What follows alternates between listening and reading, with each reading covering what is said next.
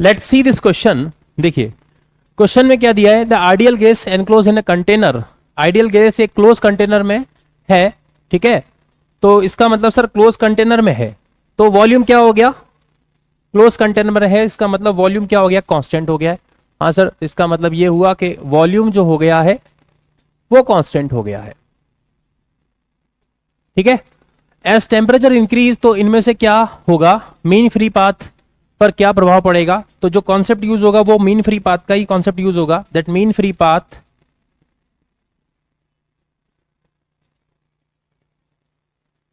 है ना।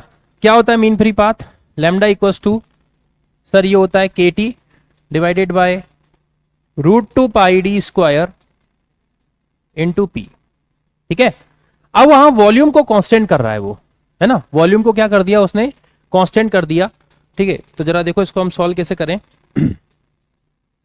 सर जो मीन फ्री पाथ है लैम्डा, उसकी वैल्यू आई के टी डिवाइडेड बाय √2πd²p, और आइडियल गैस इक्वेशन का भी यहां पे हम यूज करेंगे, ठीक है। तो एक कॉन्सेप्ट यहां पे जो यूज होगा वो आइडियल गैस इक्वेशन का भी होगा, and another concept is what, ideal gas equation. तो पहला तो ये कॉन्सेप्ट ये और दूसरा ये वाला, ये दो कॉन्सेप्ट यूज होंगे, ठीक है। तो सर यहां पे पीवी बराबर एनआरटी होता है, हम जानते हैं बहुत अच्छे से।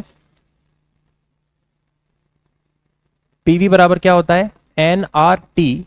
तो पीवी बराबर जो हो जाएगा एन, बोलो आर को क्या लिख सकते हो, आर बराबर क्या हो जाएगा, N A into K T.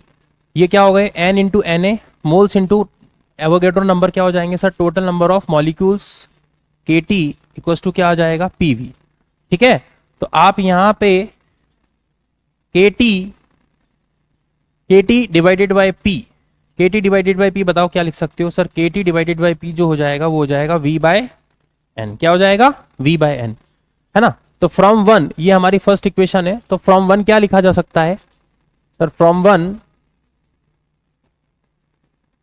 Lambda equals to जो आ गया के टी बाई पी की जगह क्या लिखेंगे, वी बाय एन, ये वी बाय एन, और √2πd² हमारा वैसा ही आ गया, ठीक है। अब इन्होंने वॉल्यूम कांस्टेंट किया है ना यहां पे, इसीलिए हमने यहां पे जो टेम्परेचर का रिलेशन था मीन फ्री पाथ में, उससे उसको फ्री करके किसके रिलेशन में लेके आए हम, वॉल्यूम। क्योंकि ये जो मीन फ्री पाथ की इक्वेशन है इसमें हमें क्या दे रखा है, टेम्परेचर और प्रेशर के बारे में, वॉल्यूम का इसमें कुछ दिया ही नहीं है, और वॉल्यूम वहां क्या किया हुआ है, कांस्टेंट। तो हमें सबसे पहले इस फंक्शन को वॉल्यूम का फंक्शन बनाना पड़ेगा, इसलिए मैंने ये इक्वेशन यूज करी है। अब बेटा ये जो मीन फ्री पाथ इक्वेशन जो निकल के आई हमारी, आप जरा मुझे बताओ क्या इसमें कोई टेम्परेचर का जिक्र हो रहा है क्या, नहीं हो रहा, ठीक है। तो सर यहां पे ये जो लैम्डा है which is independent from temperature, इसमें जो है ये इंडिपेंडेंट फ्रॉम टेम्परेचर है,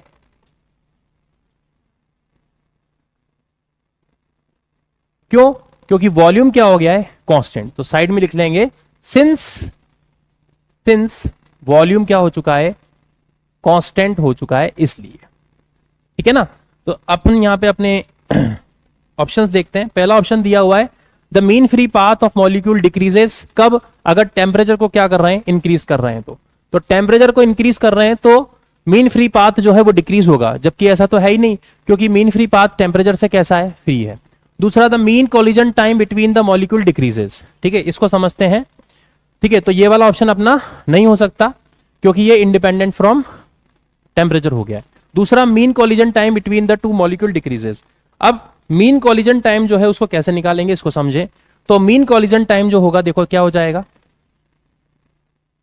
मीन कोलिजन टाइम या टाइम ऑफ रिलैक्सेशन इसको बोल सकते हैं, टाउ, वो क्या हो जाएगा सर, वो हो जाएगा lambda mean free path divided by RMS speed.